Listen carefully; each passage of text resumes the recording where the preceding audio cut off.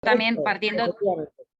Bueno, partiendo... perdona Pilar, para quienes, yo siempre me olvido de esto, soy un poco despistado. Vamos a grabar la sesión, vosotras como ponentes lo habéis autorizado y os hemos pedido permiso expreso, pero para quien se conecta ahora, pues que sepa que la sesión va a estar grabada y le hemos dado al botón del play. Las reglas del juego son que mantenemos el micro apagado hasta que vamos a tomar la palabra, que encendemos y apagamos para no estorbar con ruidos de fondo a la persona que está realizando la presentación. Cuando quieras, Pilar. Vale, muy bien, muchas gracias. A ver qué...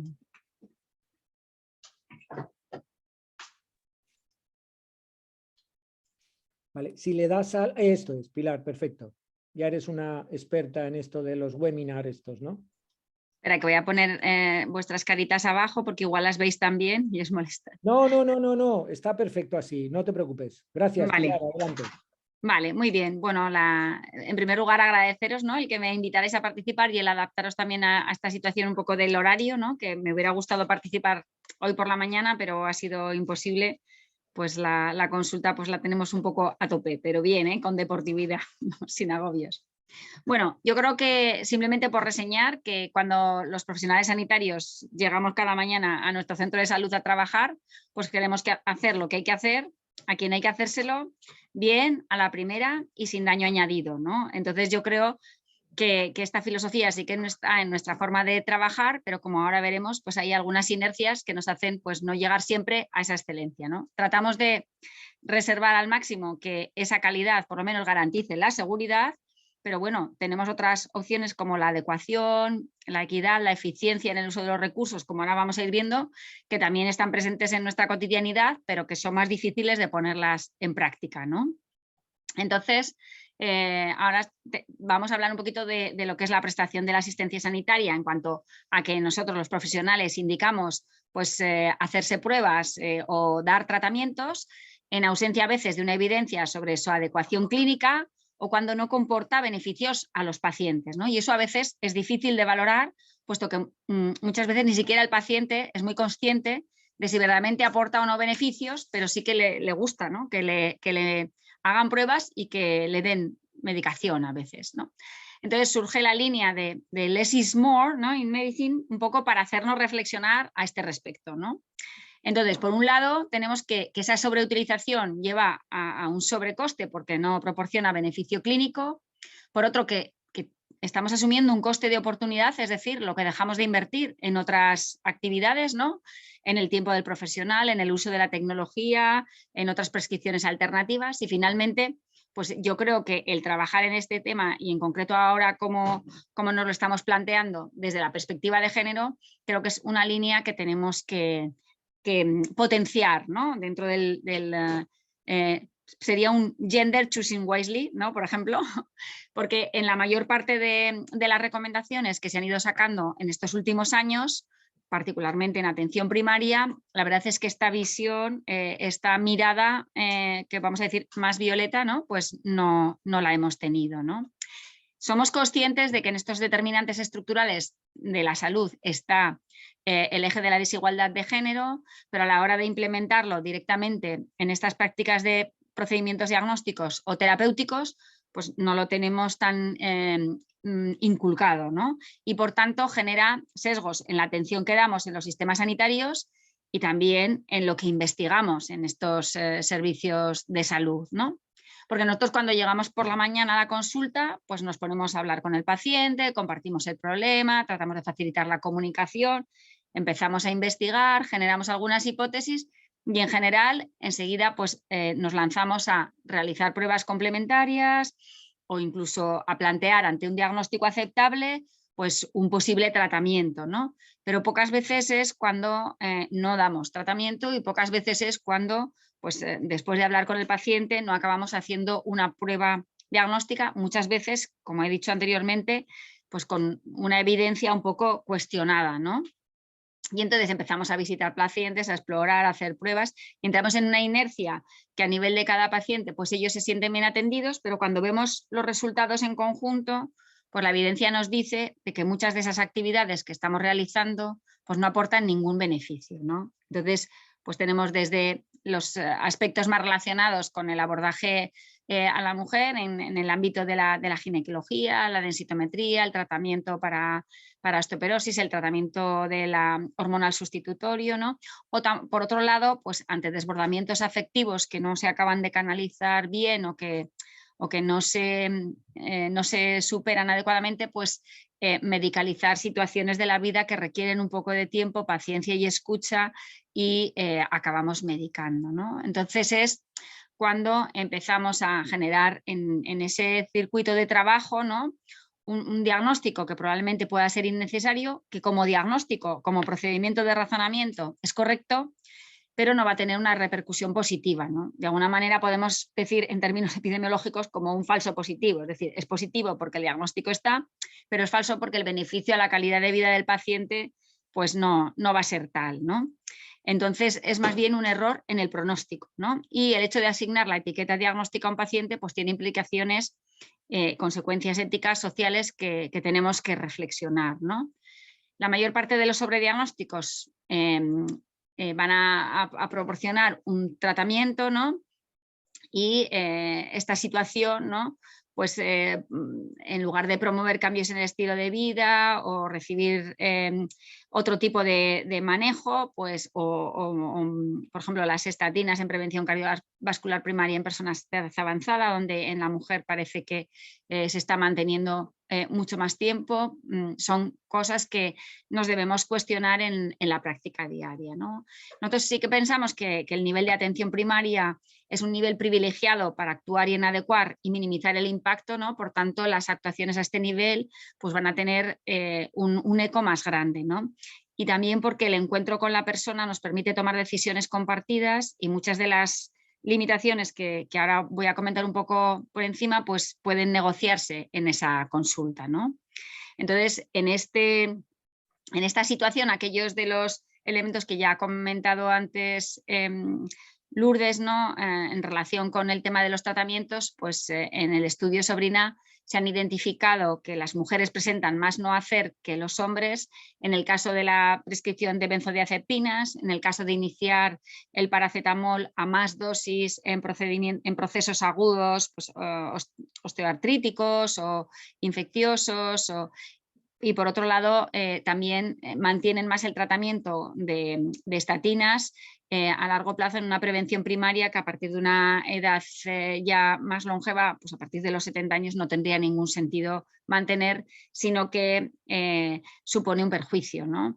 No ha habido diferencias en relación con los antiinflamatorios ni con el tratamiento antibiótico, si bien es cierto que estos dos objetivos que analizamos, los no hacer son menores porque hay más conciencia a la hora de adecuar su prescripción, ¿no? Pero ¿cómo podríamos analizar por qué se hace lo que no se debe hacer más en mujeres que en hombres, ¿no?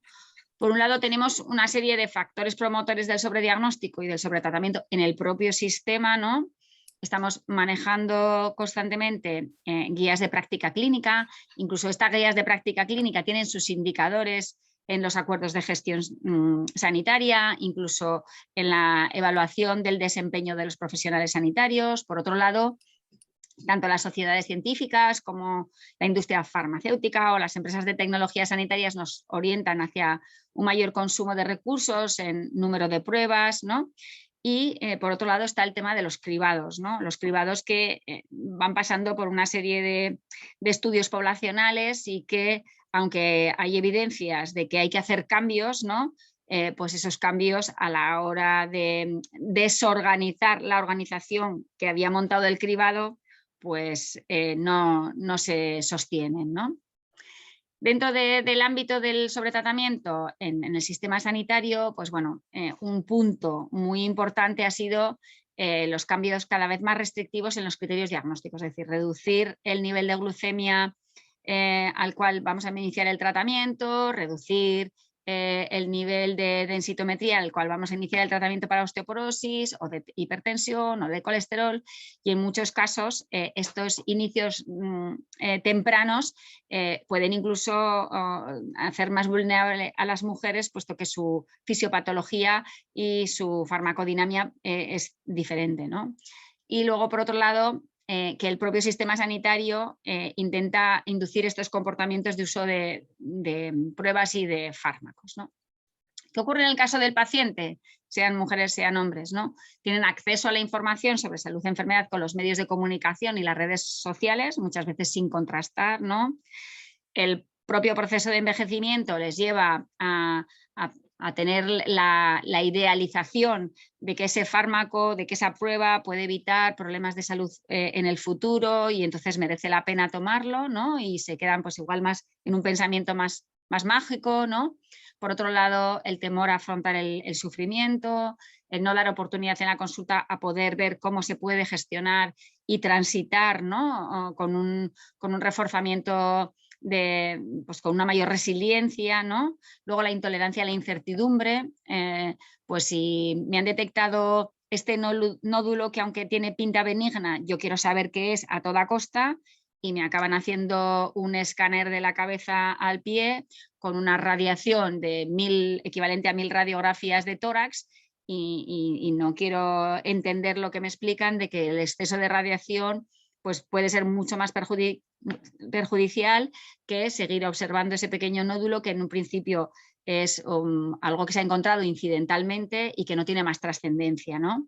Y sobre todo en aquellas personas más cavilosas, ¿no? Más con una estructura de pensamiento más perfeccionista, pues esa incertidumbre no se gestiona bien y puede ser casi peor, ¿no? Y luego el medicalizar la vida, ¿no? Pues para aliviar el estrés personal, para aliviar un conflicto familiar, para afrontar un problema laboral. ¿Y cómo reaccionamos los profesionales? Pues bueno, en ese contexto del sistema sanitario, ¿no? Pues los profesionales cuando estamos en consulta, pues el primer talón de Aquiles es la falta de tiempo, ¿no? Es verdad que muchas veces inviertes tiempo en una buena explicación, pero luego esa buena explicación no acaba de calar, ¿no? Pues esto lo estamos viendo ahora, pues a veces en el tema de la explicación de las vacunas, ¿no? Inviertes suficiente tiempo en explicar y luego el paciente, pues gracias a la opinión de su carnicero, decide que no se vacuna, ¿no? En fin.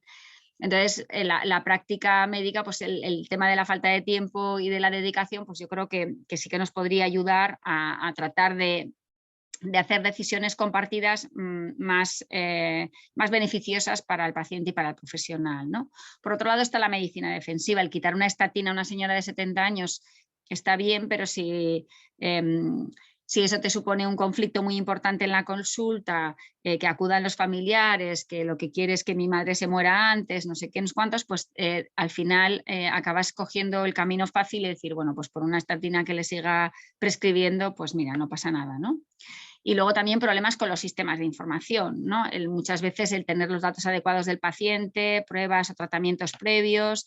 Entonces, pues si te vienen y te insisten, si buscando en la historia pudieras llegar a encontrar esa radiografía o esa ecografía que se ha hecho pues igual un año antes, ¿no? Y decir que pues, es muy difícil que en una radiografía haya cambios óseos visibles en menos de un año y que no le corresponde hacerse esa placa, pues a veces coges y la lanzas porque pues ha venido con una lumbalgia, tiene mucho dolor y hasta que no haces la placa pues el paciente no siente o la paciente no siente que se cura, ¿no? Luego, muchas veces también la falta de conocimiento del rendimiento de las pruebas, es decir, nosotros cuando pedimos una prueba no todas las veces sabemos exactamente el porcentaje de rendimiento que va a tener esa prueba con los síntomas previos, ¿no? Es decir, con la probabilidad previa que manejamos en el proceso diagnóstico, ¿no? Y eso hace que pidamos igual más pruebas por garantizar que vamos a cubrir todo el proceso diagnóstico, ¿no? Y finalmente nosotros también tenemos nuestra propia limitación para pues, el manejo adecuado de la incertidumbre. Entonces yo creo que todo esto influye tanto en mujeres como en varones profesionales, porque yo creo que la perspectiva de género también hay que ponerla en la toma de decisiones y a veces más en mujeres porque sí que hay evidencia en estudios sobre comportamientos psicológicos que muchas veces somos más rumiativas, ¿no? Que nos cuesta más tomar algunas decisiones, que ante la duda pues quizás sobreprotegemos, quizás sobretratamos, quizás sobrepedimos pruebas diagnósticas, ¿no? Esto viene a estar muy vinculado con la sensación de confianza en el propio trabajo, en la propia profesión, ¿no? Por un lado está la prudencia y por otro lado está la necesidad de recuperar esa confianza a través de pruebas o a través de tratamientos objetivos, ¿no?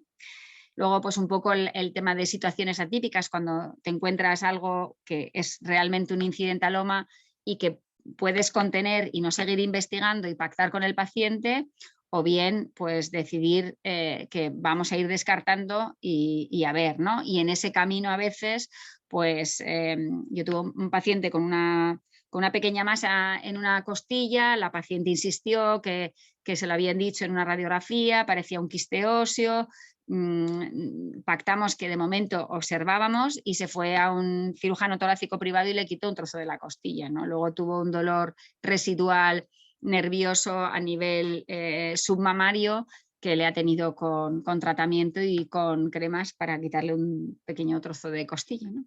Pero bueno, ahí es una negociación de las dos partes, ¿no? Luego está la demostración del profesional que ha hecho algo por el paciente, la sobreestimación de los beneficios, ¿no? Que muchas veces en consulta es más fácil decir las cosas positivas que contar las partes negativas, ¿no? Y en eso también pues tenemos que aprender. Y luego las intervenciones sanitarias que, pues eso, que contribuyen a promocionar a veces esos excesos de la medicina, ¿no?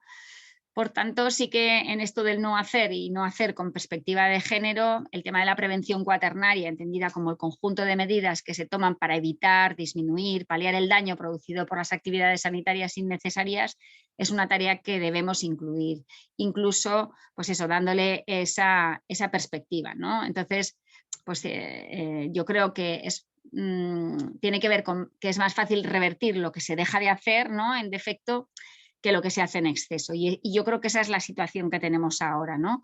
Que estamos en bastantes ámbitos haciendo en exceso, que sabemos y tenemos datos que lo constatan, que ese exceso puede generar daño y que tenemos que tratar de ir revertiendo poco a poco, además incluyendo esa perspectiva de género como estrategia, ¿no? Por tanto, yo creo que el tema de la formación de los profesionales para que tengan esa mirada, para que en ese proceso diagnóstico y terapéutico tengamos la mirada de género y tengamos la mirada del no hacer es importante, ¿no?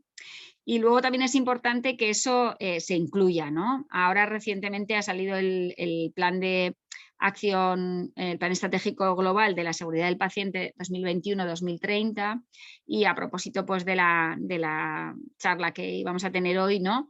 Pues lo he ido revisando un poco. Hay solamente en uno de los objetivos está organizado en 7 objetivos estratégicos y 35 objetivos de implementación, ¿no? Los estratégicos hablan de políticas, de sistemas fiables, de la seguridad clínica, de involucrar al paciente y a la familia, de los trabajadores sanitarios, de cómo investigar y hacer una buena gestión de riesgos, de las sinergias y de la solidaridad y de la búsqueda de acuerdos, ¿no? En esta tabla, solo en el punto 3.5 hace en concreto referencia a la relación asistencial en atención primaria, pero en ninguno de los 35 objetivos hace una identificación en relación con aspectos que puedan condicionar pues, la investigación en género, ¿no? Entonces yo creo que sí que es importante el trabajar en este sentido y un poco pues será dar unas pinceladas de por dónde podíamos el abordarlo, ¿no? Pilar, muchísimas gracias por el adelanto que hasta donde yo sé todavía no tenemos estrategia nacional de seguridad nueva aprobada. No, efectivamente, estamos ahora en Correcto, fase de correcto. evaluación. Recuerda que Y nos estamos grabando, que no sí, nos sí, oigan sí. en el ministerio que adelantamos las líneas donde están. Bueno, bromas aparte. Oye, muchísimas gracias, Pilar. Yo creo que has hecho un resumen excelente. Y bueno, ahora tenemos un espacio de debate. Esta mañana Joana ha planteado una cuestión en la línea en lo que tú estabas diciendo, y es que en la próxima reunión, ahora cuando se convoque del tema de los no hacer, de la estrategia esta de la campaña, el sugerir que la lista de indicadores refleje el impacto distinto que ese no hacer puede tener en hombres y en mujeres. Esto no sería demasiado complejo y probablemente da una pista al Muy profesional en bien. la consulta y la verdad es que es una idea muy, muy relevante. Y tú lo digo porque lo has reforzado en esta última parte de tu intervención, que quizá Sí. esto podría ser algo que no es tan complejo el poderlo hacer. Oye, una cuestión que esta mañana ha surgido, y por favor cualquiera de vosotras también participar y si hay alguna pregunta también de las personas que nos escuchan del público, pero esta mañana ha surgido, tú estás, y Virtu creo que también está por ahí esta tarde, en el tema del proyecto este sobre la prescripción social, el impacto que tiene, etcétera, ¿no? Y esta mañana ha surgido también con respecto a que hay determinados problemas emergentes que realmente son también pandémicos, como el de la soledad, ¿no? Y la respuesta que desde la consulta se da a la soledad muchas veces es una respuesta, vamos a decir así, muy medicalizada en el sentido de medicamento, ¿no? Porque también es verdad que muchas veces va acompañado de un ratico de conversación y de pautas alternativas, no solamente es, y tómese esto 3 veces al día, ¿no? Yo creo que esa figura Se procura, sí. tampoco es que sea tan radical, ¿no?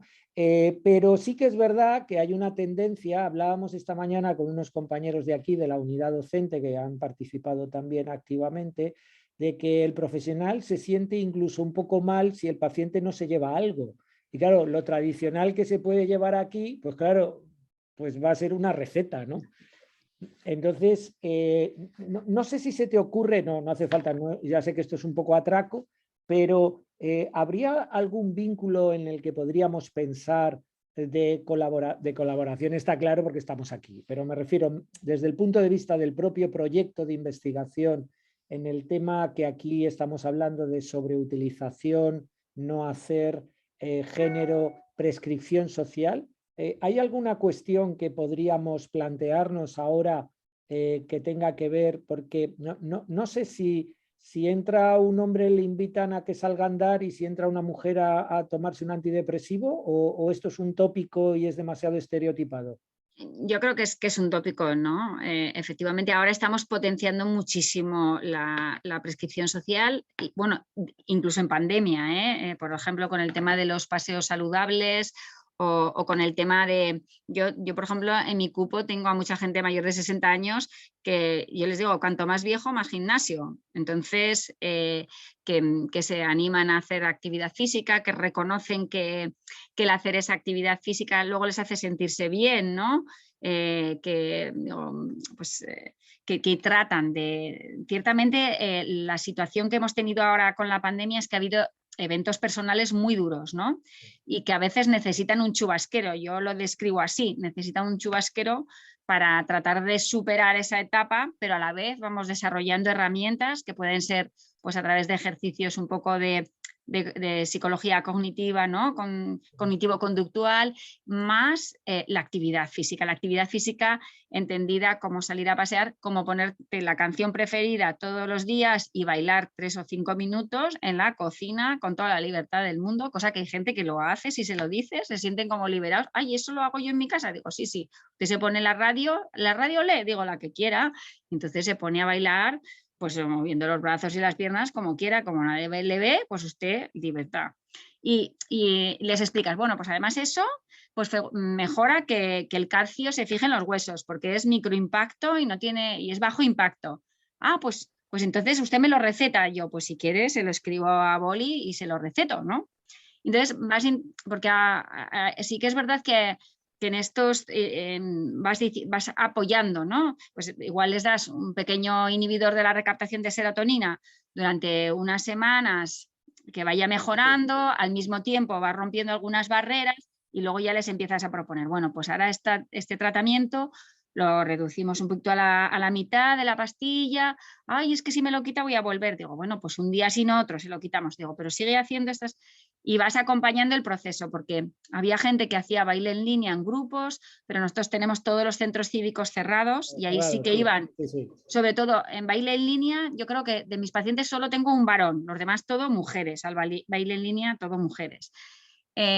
que iban al gimnasio de mantenimiento, también principalmente mujeres. Es verdad que a los paseos saludables van más los hombres, porque es una actividad no programada que no te exige tener que hacer determinados movimientos que se van a reír de mí, y eso no lo toleran bien, ¿no?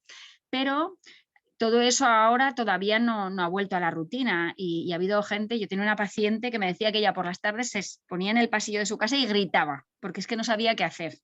Entonces me la imaginaba yo, la pobre mujer desesperada, porque si voy a tomar un café en un sitio cerrado no puedo, ya no puedo ir a baile en línea, ya no puedo ir a la gimnasia de mantenimiento, ya estoy desbordada. Entonces yo creo que sí que se ha tratado de buscar esa prescripción social no solo en varones, sino también en mujeres, igual adaptado, pues yo sí que entiendo que igual pues el paseo saludable es por decisión propia van más los hombres y que al baile en línea van más las mujeres y al revés, ¿no?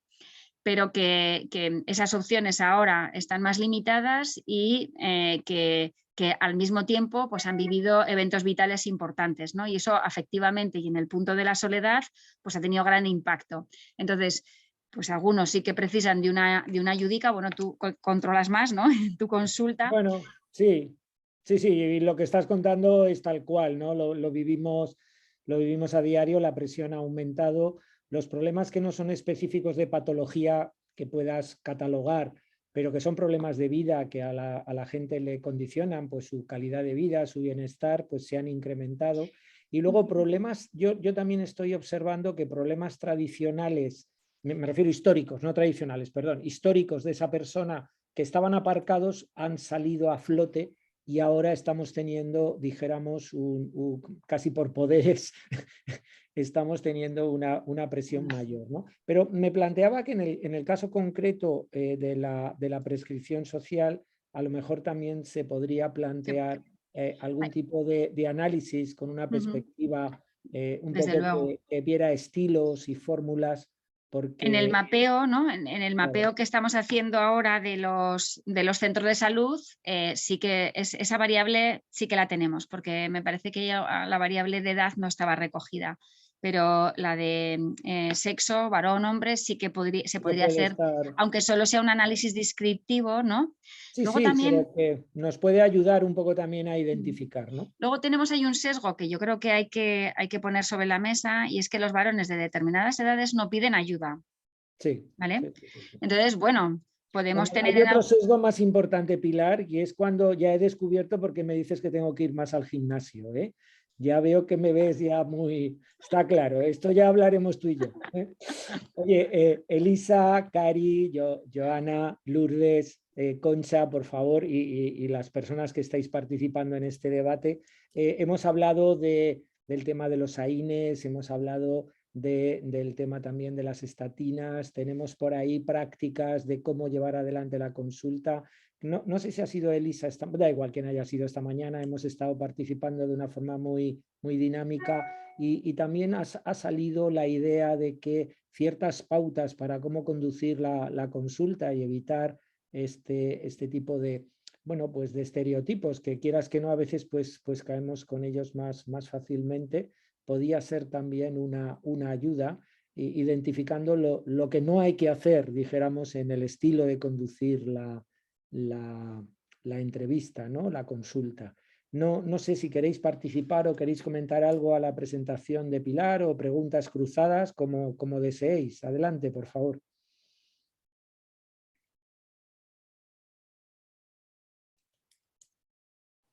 Yo quería hacer una pregunta por curiosidad, que lo que ha citado ahora Pilar, que ha visitado un mapeo en los centros de salud, entiendo de actividades comunitarias. No sé si me podías contar algo más porque me parece interesante.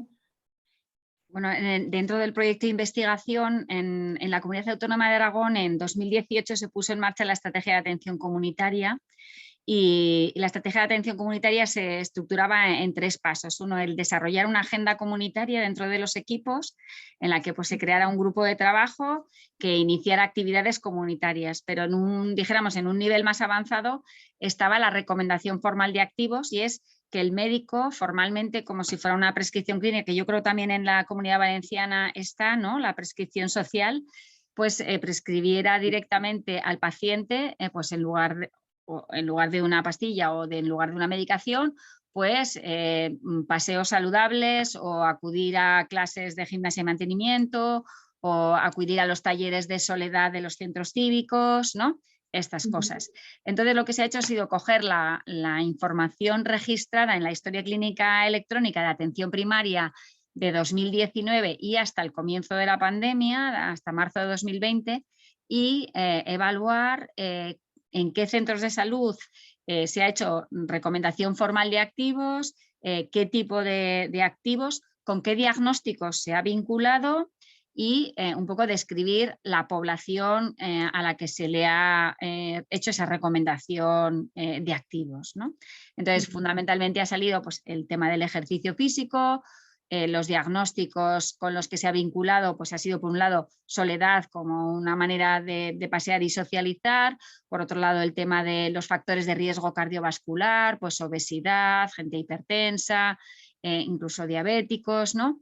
Y por otro lado, pues actividades como talleres de memoria y otras actividades más lúdicas que hay un proyecto en Aragón que se lleva en los centros cívicos que es que se queda a hablar, ¿no? Que se hacen como pequeñas reuniones en las que se habla sobre un tema, pues normalmente una persona del centro cívico lleva un poco el diálogo y la gente pues tiene conversación, da su opinión, etcétera, ¿no?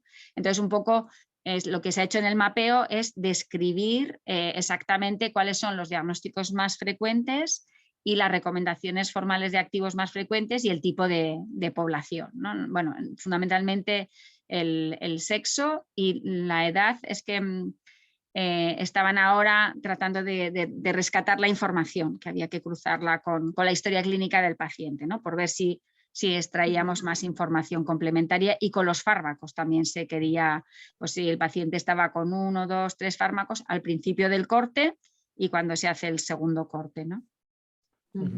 Aquí Elisa, no sé si lo conoces, si no me dices si me callo rápido, ha habido una experiencia piloto que no ha llegado a la provincia de Alicante hasta donde yo conozco, pero sí que ha estado más focalizada en algunos centros de Castellón y de Valencia, y se ha hecho por la Dirección General de Salud Pública. En la Consellería se ha ido coordinando, ¿no? La idea era probar, lo que pasa es que la pandemia pues lo ha puesto todo, claro, lo ha parado por completo, pero ahora para la nueva, el plan de salud, que sería la 5ª edición, el tema de los activos en salud sí que se está recuperando con intensidad, ¿no? Con fuerza, porque además es una alternativa clara que además beneficia desde todos los puntos de vista a la sostenibilidad del sistema, a lo que realmente a lo mejor necesita la persona y sobre todo también da alternativas en primaria que se necesitan y que hay casos en los que no los puedes canalizar si no hay algún tipo de recurso, ¿no? Entonces, en eso estamos. Yo no sé, Cari, yo creo que en Cataluña también estáis, ¿no, Johanna? En cuestiones de este tipo. Lo que pasa es que la terminología a veces marea un poco, ¿no? Porque unas veces se llama activos en salud, otras veces se llama directamente prescripción social, hay otros que lo llaman incluso de otras terceras formas, pero en esencia estamos hablando de la alternativa, dijéramos, que se puede ofrecer a la gente, ¿no? Yo creo que en Cataluña también está... La prescripción social, sí, también lo tienen introducido, sí. O sea, yo no lo conozco mucho directamente, pero sé que está introducido, sí. No sé, Joana, si tienes más información. No, Cari, no, yo sé que es la iniciativa del Departamento de Salud dentro de toda la estrategia de salud comunitaria. Sí. Y no sé, o sea, como prescripción social lo conocemos, sí, pero no sé si como el programa como tal se llama así. Claro, eso es lo que yo no sé, porque claro, en el argot es prescripción social, pero en cada sitio lo han denominado, lo han bautizado de una forma. Entonces, no sé exactamente cómo lo llaman, pero sí, yo creo que en general la parte norte del país tiene programas de este estilo, la parte sur del país todavía no. Más o menos ese es el resumen, ¿no, Pilar? Sí, eso es, sí. De hecho, hay algunas comunidades autónomas que tienen sobre todo desplegado a nivel de salud pública, como comentáis, ¿no? Pues por ejemplo Asturias tiene una red de atención comunitaria desde la salud pública muy importante. En Cataluña yo creo que se ha empezado a diseñar lo que es la inserción de la recomendación formal de activos a través del ECAT, de la historia clínica, ¿no? Y que me parece que se está trabajando sobre todo en salud mental, ¿no? Temas de salud mental, dijéramos que es por poner como el primer paso, ¿no? Entonces, y luego hay otras comunidades autónomas que lo tienen en historia clínica. Yo creo que por lo que sabíamos de Valencia y Castellón, llegó a estar incluso en la historia farmacoterapéutica, es decir, que solo no llegó a afectar, aquí el sistema se llama Abucasis, no llegó a afectar a Abucasis, no tengo seguridad de si específicamente para algunos centros podría tener algún módulo específico activado. Ahí ya no te sabría confirmar. En el sistema de Abucasis no tiene espacio generado todavía. Eso sí que te lo puedo decir porque yo lo he buscado activamente por el tema del proyecto en el que estamos y no he sido capaz...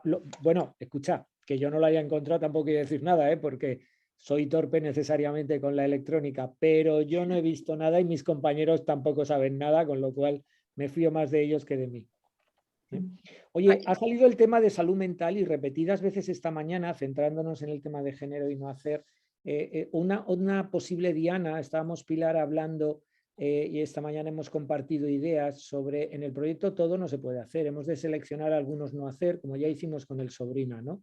En el caso de salud mental, un poco el debate es sobre qué pensáis que, porque claro, todo el tema de ansiolíticos y antidepresivos es así en general, es claro, pero si os ocurre alguna otra, no sé, práctica específica en el ámbito de salud mental, o por ejemplo tenemos el tema de drogodependencias, tenemos, no sé, dijéramos es un cajón amplio que no sé si ahí interesa o ahí es claro. No sé, Elisa, tú que controlas más estas cosas, a lo mejor ahí ya está todo dicho y está claras las diferencias y por tanto vamos a encontrar más de lo mismo y merece la pena ir a otro cajón a buscar. No sé qué opináis, si merece la pena, porque específicamente el único no hacer que teníamos era el tema de las benzodiazepinas en mayores por agitación, etcétera, y no teníamos en principio ningún otro. Aunque sí que es verdad que hay prácticas de prescripción de, por ejemplo, antidepresivos, cuando a lo mejor, bueno, pues no estamos hablando de una situación afectiva concreta que lo requiera. No sé esto cómo lo veis y si os parece que ahí merece la pena o no. Yo lo que he leído siempre es sobre, bueno, que hay una mayor prescripción en mujeres, que hay un mayor diagnóstico y una mayor prescripción en mujeres, pero no he visto tipo recomendaciones de no hacer o por qué esas prescripciones no son correctas, por decirlo así. Sí. Entonces yo creo que sí que sería un campo que sería interesante explorar, ¿no? Porque además, bueno, después de una pandemia, ¿no? y que tanto estamos escuchando hablar de la ola, la siguiente ola que es la de la salud mental, creo que se va a ver aumentado mucho la prescripción y que no siempre va a ser necesaria, ¿no? Va a ser correcta esa prescripción. Entonces yo creo que es un tema muy, muy interesante para explorar, ¿no? Nosotros... Sí, perdón, disculpa, José Joaquín. No, Didi, José. No, iba a decir que, claro, tradicionalmente sospechas y sabes que ahí hay una diferencia, pero la verdad es que yo tampoco conozco en este sentido no hacer, ¿no? No sé, Joana, tú vas a decir que igual tenéis datos. Sí, nosotros, o sea, la situación con salud mental es que es ver que, o sea, que puede trabajar también primaria, porque nosotros trabajamos aquí con salud mental y tenemos varias recomendaciones, pero directamente las tratamos o con psiquiatría, con los centros de salud mental. Por ejemplo, ahora estamos trabajando una de combinaciones de antipsicóticos, que no se pueden dar 3 o más combinaciones de antipsicóticos, y tenemos aquí en los pacientes con esquizofrenia, hay un 10% de los pacientes que están recibiendo estas combinaciones y los efectos adversos son muy importantes. Pero aquí, por ejemplo, en primaria, aunque o sea, los seguimientos no los hace tan directamente primaria, sino es más psiquiatría. Entonces, de primaria, o sea, lo que vemos aquí más es relacionado a esto con benzodiazepinas o con el tema de los antidepresivos en depresión leve, que es lo primero que hay, pero no se me ocurre otra que a nivel de primaria también se pueda de pronto tratar. Yo lo que veo, no sé si sirve y si es buena idea, pero yo lo que veo es que, Pilar, tú, bueno, y Lourdes, que estáis en la consulta, ¿no? Que estáis ahí. no sé si es una observación equivocada, ¿no? Pero, por ejemplo, yo acudo a la consulta de Lourdes, ¿no? De Pilar, y ella considera que me tiene que derivar a la unidad de salud mental porque lo que yo le cuento no le termina de encajar del todo. Entonces suelen pasar dos cosas, ¿eh? La primera es que la demora que hay para que me vean es muy alta. Por lo tanto, Pilar, digo Pilar y Lourdes por decir algo, cualquiera, el profesional que está ahí, pues se ve obligado a decir, oye, ¿y mientras tanto qué? Con lo cual me prescribe algo.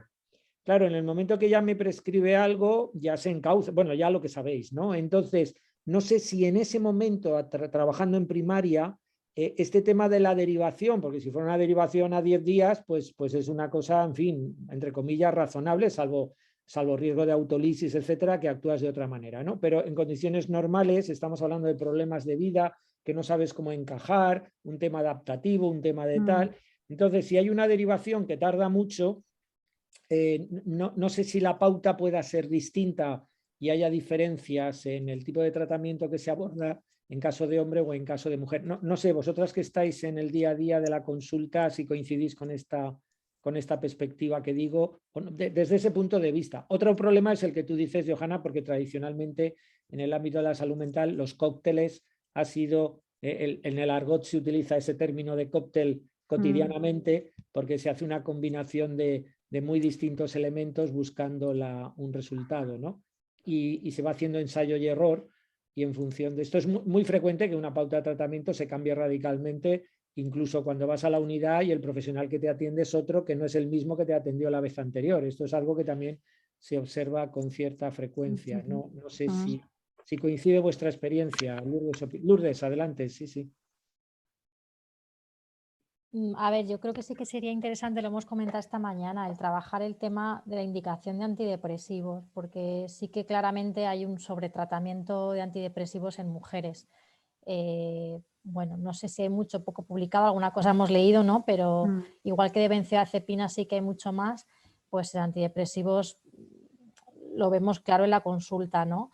Y luego también lo hemos comentado esta mañana, ¿no? Es verdad que no tanto lo que comentas de si mientras se deriva se pauta, sino criterios de derivación, ¿no? a salud mental, porque, claro, muchas veces hablo un poco desde la perspectiva cómo podemos trabajar Pilar y yo, ¿no? Yo ahora no estoy en consulta, pero cuando derivamos a una paciente o a un paciente, muchas veces es más para una terapia que para poner tratamiento, porque si crees que tiene que llevar tratamiento, pues lo ponemos nosotras. Y si que hay que hacer una intervención breve conductual, pues también la hacemos nosotras. Quiero decir que en teoría los criterios de derivación es cuando sospechas un caso más grave, ¿no? Que no podemos manejar en consulta. Pero sabemos que la realidad no es esa y que se deriva mucho más sin tener criterios diagnósticos de depresión o de ansiedad, simplemente pues de malestares de la vida, ¿no? o de situaciones que sobrepasan. Entonces, igual sí que sería interesante abordar este tema, ¿no? El tema del sobretratamiento y de las derivaciones. Oye, otro tema, perdonadme que no lo hemos abordado. Lourdes, tú has comentado esta mañana, en alguna de las diapositivas, en Sobrina teníamos 3 no hacer que eran pediátricos, ¿no? A nosotros, desde luego, en el estudio Sobrina no nos aparece que hubiera diferencias en la prescripción o en las indicaciones que los pediatras realizan en los 3 no hacer que estudiamos entre niños y niñas. Es verdad que 3 a lo mejor se quedan cortos. El problema que tenemos en pediatría es que muchos no hacer como tal en las listas no hay tantos, dijéramos, y que además se puede acceder a la información, pues menos todavía, porque aquí el problema es que exista el no hacer y que además podamos acceder a información fiable, ¿no? Pero ¿os parece que en el ámbito de pediatría sería también necesario incorporar alguna medida o en el caso de pediatría es distinta la realidad y no está sucediendo lo mismo que con adultos? Mira, aquí en el ACUA se hizo un estudio sobre desigualdades y una de las cosas que se decían, bueno, que salió en el estudio es que en los niños había más intervención, se les intervenía, o sea, frente a una determinada situación, se intervenían más que las niñas. O sea, en algunas situaciones concretas, yo ahora no recuerdo en qué tipo de intervenciones, pero había más intervenciones en esto, en niños, más que en las niñas. No, lo digo porque nosotros en el proyecto originalmente habíamos descartado el tema de la pediatría porque no podíamos justificar con los datos mientras que con los datos que sí que aportábamos con Sobrina podíamos justificar las diferencias para plantear el proyecto. En el caso de pediatría, los datos que aportábamos pues justo decían lo contrario, con lo cual era un tiro en el pie. Pero a la hora ya de plantear, bueno, sabéis que hemos de cumplir con lo que hemos puesto en el proyecto, esto lo tenemos claro y vamos en esa línea, pero lo que estamos intentando es, ya que vamos, o sea, con una inercia, aprovechar el esfuerzo y ver qué otros elementos podemos incorporar y trabajar. Por eso os planteaba el tema de la pediatría, honestamente, desde la más profunda ignorancia. No sé si conviene o no conviene. Esta mañana sí que, Concha, has comentado que con el tema de la dismenorrea, por ejemplo, pues hay una tendencia a que haya una sobreutilización de anovulatorios. No sé si esa es una de las cosas que podemos también incorporar. Hay que darle una vuelta y os preguntaba por si se os ocurría alguna otra situación que convendría tener en cuenta para analizarla con más detalle. En niños sí que está muy estudiado el tema del metilfenidato. Lo que sí que yo no sé es si han estudiado, eso sí que yo no he leído nada o no he buscado si hay diferencias por sexo, ¿no? Sí que está claro el sobretratamiento que hay por metilfenidato, pero no sé. Yo, en este caso, nosotros no lo analizamos, pero los que analizamos no es que no hubiera sobretratamiento, lo que pasa es que era, dijéramos, equiparable y las diferencias eran ninguna, ¿no? Es decir, como habéis dicho, unas veces eran más niños, otras veces menos, pero era unas diferencias casi, bueno, estadísticamente no significativas, por supuesto, pero es que además incluso numéricamente básicamente daba lo mismo, o sea, que es que eran primos hermanos, ¿no? No lo sé. Pilar, Virtu comenta que en el estudio de prescripción social, en el Delphi que hay que lanzar, dice que ya lo estaríais debatiendo. Bueno, estará por ahí ella que lo puede decir perfectamente.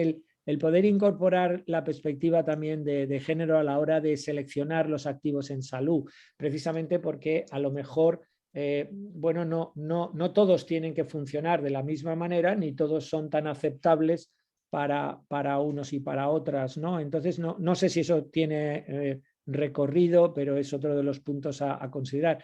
Virtu, que creo que estás por aquí, si quieres tú contar la idea, más fácil que la cuente yo. Adelante, Virtu. Vale, hola, buenas. La verdad es que... esperad a ver si puedo... No. Que al hilo... Hola, buenas tardes a todos. Al hilo de lo que decías, no, se me ha ocurrido y se lo he preguntado, lo que pasa es que Pilar está ahí con vosotros y no me puede hacer caso a mí. No, entonces, como ahora hay que hacer un selfie con todos los activos de salud para que los valores profesionales, pues decían que al hilo de eso sí podíamos pues preguntar si a lo mejor en alguno en concreto veían que era más de chico de chica o si veían que vamos, ya que todavía estamos en esa fase, ¿no? Que igual sí que lo podíamos incluir. Y ya que has dicho también un poco, que ya que me habéis dado palabra, no sé si tiene sentido o no, pero eso, también me comentaban a mí, mi hermana tiene niñas pequeñas, no tiene con prescripción, sino con lo de la medicación de los niños, lo de la píldora abortiva, no sé si también entra o no, pero también sería otro fármaco que no sé si... Desde luego eso es de chicas solo, obviamente. Y lo que pasa es que ahí hay otros condicionantes que pueden sesgarlo porque hay actitudes diferenciadas entre los profesionales respecto a ese tipo de tratamiento y quizá a lo mejor nos puede confundir las razones. No lo sé, pero es un tema a considerar también, pero quizá o sea, hay otros elementos que intervienen que nos pueden, no sé cómo decirlo, matizar la accesibilidad a este tipo de tratamiento a veces no está. Elisa, tú querías comentar. Sí, comentar al hilo de lo que estáis hablando y sin saber sobre el tema de pediatría, que decís que muchas veces no hay diferencias cuando hablamos de niños, niñas, que quizás se podría seleccionar una patología o un tratamiento más orientado quizá hacia la pubertad, porque creo que es donde son más patentes los roles, los estereotipos, que quizá en niños y niñas más pequeños. Entonces, quizás pensando en una patología que esté más presente o seleccionando algún tratamiento relacionado con la adolescencia, la pubertad, podríamos encontrar algo interesante. Perfecto. Mira, comparto con vosotros en el chat un informe que es sobre desigualdades, pero de igualdades socioeconómicas, porque también salen temas relacionados con la salud en la infancia. Muchas gracias. Muy bien, muchas gracias. Muchas gracias. Muy bien. Bueno, a lo mejor también al hilo de todo lo que se ha comentado, también hay algo que también a veces llama la atención a los profesionales en relación a la adolescencia, es la vacuna del papiloma humano, que está recomendado solo en adolescentes mujeres y en niños solo en casos muy específicos que viene descrito en la literatura. Y sin embargo hay mucha literatura a favor de que se den por igual a niños y niñas. Aquí sería una discriminación diferente, sería que se discrimina a los varones en relación a las mujeres en ese tema del papiloma humano, cuando es un tema que es de una problemática de los dos, del niño y la niña. Y sí que hay mucha literatura a favor de que se ponga por igual a niños y niñas, y no solamente en niñas y en los casos excepcionales. Es una temática que en la adolescencia se repite constantemente y hay mucho publicado. Sí, estas cuestiones tenemos que ir viendo, ¿no? Cómo las podemos integrar, ¿no? Sí. Claro, pues entonces, conforme ha dicho Elisa y por lo que acaba de decir ella, igual a lo mejor el tema relacionado por el ámbito sexual en adolescencia sería a lo mejor lo que habría que... porque todo lo que estamos diciendo va relacionado con ese mismo tema, ¿no? Entonces, a lo mejor solo coger ese tema y en base a ese tema, pues y empezar, ¿no? A ver si hay diferencias de género en los niños. Sí, en la etapa de adolescencia está este tema y luego viene el tema cuando la menorrea, la primera reglas, cuando hemos comentado esta mañana, el tema que a la niña ya se le enseña a cómo escucharse si tiene alguna pequeña molestia para medicalizarla. Es decir, la medicalización de las etapas de la vida en la mujer, desde que empiezan con la primera regla ya empiezan a transmitir esa información a la niña. Sí, esto ya lo hemos visto esta mañana y tenemos que hacer, ¿no? Bueno, nos vamos acercando a nuestro horario. Yo, si os parece, intento hacer un pequeño resumen y me decís, pequeño resumen dirigido no a lo que se ha dicho, que lo sabéis perfectamente, sino más bien a los pasos que podemos dar, ¿no? Yo creo, y hemos hablado un poco a mediodía, hemos cruzado algunos mensajes, Concha y yo, que tenemos que primero, obviamente, poner orden a todas las ideas que se han volcado, establecer un catálogo de posibilidades, lo podemos llamar así, con respecto a ese catálogo, circularlo y ver un poco por dónde va. El proyecto estaba previsto, y este era el punto de arranque, el hacer una consulta con una metodología Delphi similar, ampliando, dijéramos, a un mayor número de profesionales que están en la clínica, que están en la planificación, que están en el ámbito de salud pública, que nos orienten un poco, que nos digan algunas reflexiones sobre un listado que tenemos que preparar, y entonces centrarlo en 10, 11, 12 no hacer, y poderlos trabajar pensando en que sean relevantes y que sean no hacer palanca, que alrededor de ellos cambien un poco también actitudes, estilos, formas. Este sería el ideal, ¿no? Yo para mí, y creo, Concha, que coincidimos, ¿no? también en esto, es que han salido temas que no estaban en el proyecto, que os agradecemos igual, pero que son microproyectos alrededor de la idea inicial y que podríamos afrontar con los recursos de este Prometeo, dijéramos, para poder ampliar algunas cuestiones puntuales que han salido y que pueden dar lugar, pues, a algunos resultados interesantes, ¿no? Y en ese sentido, pues, os agradecemos las ideas, porque la verdad es que teníamos una visión del proyecto que nos habéis ayudado a ampliarla y así en petit comité asustarnos de lo que viene después. Está bien, porque de eso se trata, ¿no? Concha, no sé si tú quieres comentar alguna cosa, o cualquiera de nuestras invitadas de esta tarde. Ya. Bueno, yo lo que quería es agradecer a todos los invitados, en este caso invitadas, por su participación, que como tú bien acabas de comentar, José, nos han dado una serie de ideas que hemos aquí hecho muchas reflexiones en voz alta todos. Nos ha servido como ayuda para mejorar y tener una línea nueva que vamos a ir a, como os ha dicho, de cierto modo nos da un poco de miedo el vértigo que produce el que hay tantas cosas por hacer, que en cierto modo es bueno, pero hay que hacerlas. Y bueno, creo que ha sido una webinar, una jornada muy interesante que hemos aprendido todos y creo que el objetivo se ha cumplido. Y de aquí, pues con todas vosotras nos gustaría volver a participar en el Delphi que tenemos previsto hacer. Y nada más, y de agradeceros a todos vuestra participación. Pues nada, lo dicho, Clara, que estás por ahí conectada, veo la conexión. Pilar, que has hecho el esfuerzo de suprimir la comida de hoy. Esto no queda como en primaria no es buena recomendación. Lourdes, Johanna, Cari, Elisa, a todas las personas que habéis estado detrás y que nos habéis ayudado, a Maya ahí con el control y todo este tipo de cosas, Asun, que ha preparado también los fondos, hemos estado aquí intentando que todo funcionara. Hoy, sorprendentemente, la tecnología ha funcionado del todo. No penséis, no os acostumbréis a esto, porque esto es una cosa excepcional. Pero bueno, hoy todo ha funcionado y gracias a todas por vuestra participación. Así que muy bien, muchas gracias. Seguimos en contacto y vamos compartiendo. Vale.